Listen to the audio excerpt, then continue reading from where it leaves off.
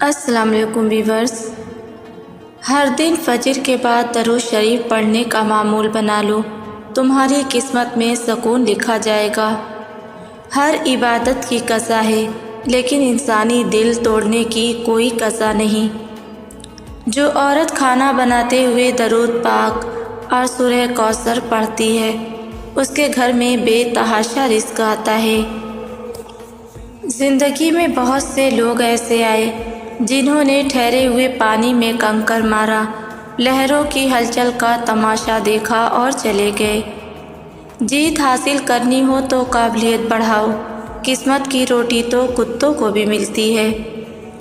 کوئی چاہے کتنا ہی خوبصورت کیوں نہ ہو، اگر وہ مخلص نہیں تو فقط کچرا ہے۔ عورت کھلونا نہیں ہے، بلکہ وہ اللہ پاک کی بنائی ہوئی ایک خوبصورت نعمت ہے، جو موت کی گود میں جا کر ایک زندگی کو جنم دیتی ہے۔ عورت کو چاہیے کہ مرد کو کبھی اگنور نہ کرے، کیونکہ مرد ہمیشہ دل سے محبت کرتا ہے۔ نماز تہجد کے عادی بن جاؤ، تم دیکھو گے تمہارے دل کے زخم بھی سجدوں میں مرہم پانے لگیں گے۔ قرآن کے ایک صفحے سے دن شروع کرو، تمہارا دل تمہیں کبھی غلط راستے پر نہیں لے جائے گا۔ اللہ سے مانگنے کا ایک اپنا انداز بنا لو، لوگ بدل جائیں گے مگر نصیب نہیں، کیونکہ وہ اللہ کے ہاتھ میں ہے۔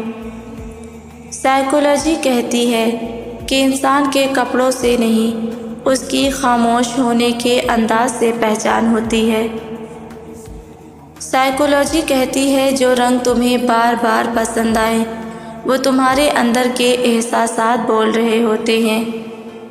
سائیکولوجی کہتی ہے کہ جو آنکھیں سب کے سامنے ہنستی ہیں، وہ رات کے وقت سب سے زیادہ روئی ہوتی ہیں۔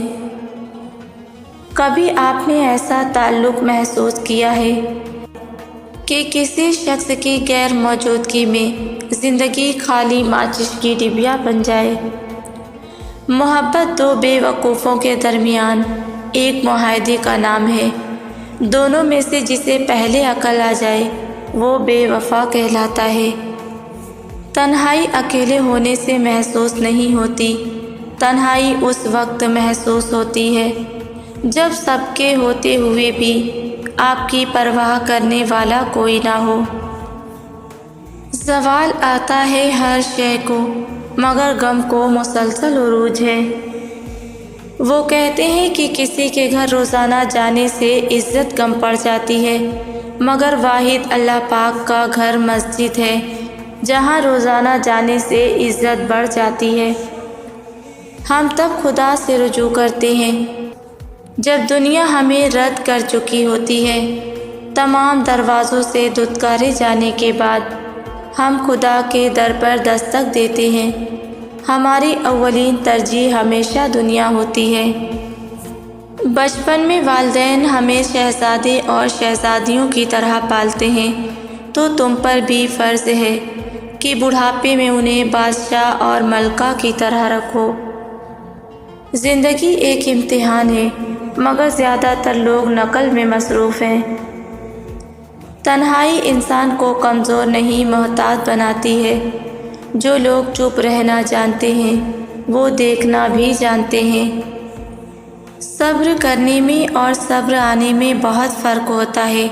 صبر کرتے کرتے انسان مضبوط ہو جاتا ہے، اور صبر آتے آتے انسان خاموش ہو جاتا ہے۔ کسی کو بے بس کرنا اور پھر اس کی بے بسی کا تماشا دیکھنا ایک اعلیٰ درجے کا گھٹیا کام ہے۔ جب آپ کسی سے ایک منٹ کے لیے ناراض ہوتے ہیں تو اس کا مطلب ہے کہ آپ نے اپنا 60 سیکنڈ کا سکون برباد کر دیا۔ کچھ سیپیاں دیکھنے میں بہت خوبصورت ہوتی ہیں، لیکن ان کے اندر موتی نہیں ہوتا۔ اسی طرح کچھ انسان بظاہر بہت خوبصورت ہوتے ہیں، لیکن ان کے اندر خوبصورتی نہیں بلکہ منافقت ہوتی ہے۔ اگر کوئی شخص ہر وقت آپ کے ذہن پر سوار رہتا ہے اور آپ کو دن رات یاد آتا ہے، تو اس کا مطلب ہے کہ آپ اس کو دل سے محبت کرتے ہیں۔ جب مشکل وقت میں آپ اپنے احساسیں بیچ رہے ہوں تو سب سے پہلے آپ کے بھائی ہی خریدار بنتے ہیں۔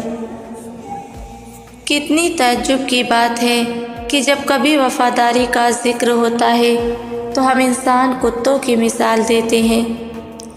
حد سے زیادہ محبتیں اکثر ہمیں بے فکر بنا دیتی ہیں اور یہی بے فکری ہمیں برباد کر دیتی ہے۔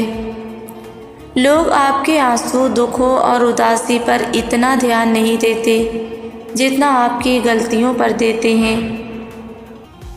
درد وہ استاد ہے جو لفظ نہیں بولتا مگر زندگی کی حقیقت سکھا دیتا ہے۔ مرد کا پیار اگر جھوٹا ہے تو وہ دو حرکتیں کرے گا، ایک مجبوریوں کے بہانے بنائے گا اور دوسرا بار بار ناراض ہو کر غائب رہے گا۔